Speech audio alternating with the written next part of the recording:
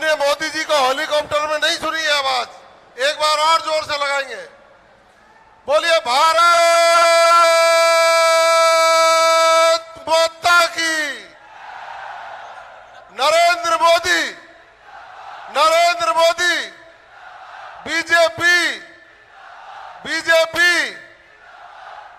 मंच पर विराजमान राजस्थान प्रदेश भारतीय जनता पार्टी के पूर्व अध्यक्ष, हमारे सबके मार्गदर्शक आदरणीय अरुण जी चतुर्वेदी साहब, उत्तराखंड के संगठन के महामंत्री आदरणीय अजय जी भाई साहब, हमारे जिले के प्रवासी आदरणीय चहल साहब, मंच पर विराजमान भरतपुर जिले की लोकसभा की सांसद आदरणीय रंजीता कोली जी, हमारे सभी विधायक के प्रत्याशीगण आदरणीय बच्चू जी बंसीवाल, नौक्षम जी, सम्मानित मंच। दोस्तों, नौजवान साथियों, आज से 5 साल पहले जब चुनाव हुआ तो आप लोगों ने उस समय जब मतदान किया था, कांग्रेस के लोगों ने इस जनता को धोखा देने के लिए स्वशासन और स्वच्छ प्रशासन देने का वायदा पूरे राजस्थान की जनता से किया था।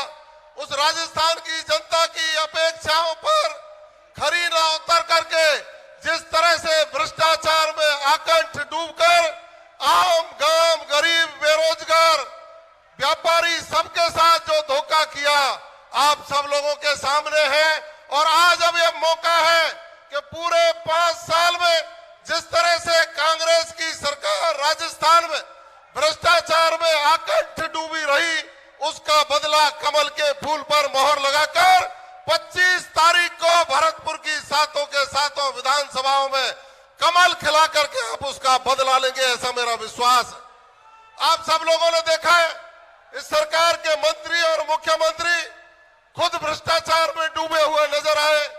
आपने इनके जब भाषण सुने होंगे, इनके कार्यक्रम देखे होंगे, तो आपको भी अचंभा हुआ होगा। मैं आपको वाकया याद दिला देता हूं। 2-3 बिंदुओं पर बोलूंगा, उसके बाद और साथी बोलेंगे।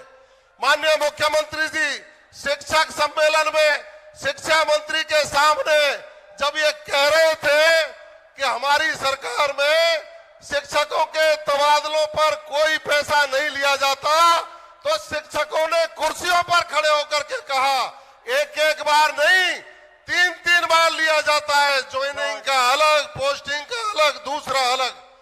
जितनी भी आरपीएससी में भर्तियां हुई, सारे पेपर लीक हुए, आरपीएससी के मेंबर भ्रष्टाचार में गिरफ्तार हुए, और तो और सचिवालय की तिजोरी में जब अकूत धन मिला तो इनकी ईमानदारी की पोल खुली और राजस्थान की जनता को यह विश्वास भी हुआ कि हाँ, ये लोग टेबल के नीचे से पैसा लेकर उस सचिवालय में ही पैसे को जमा करते हैं।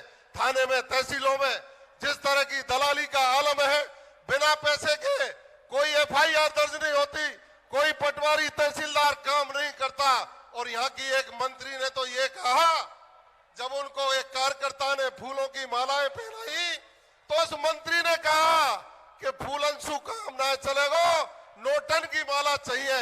इस तरह के वाकया इनके मंत्री और विधायकों ने किए हैं।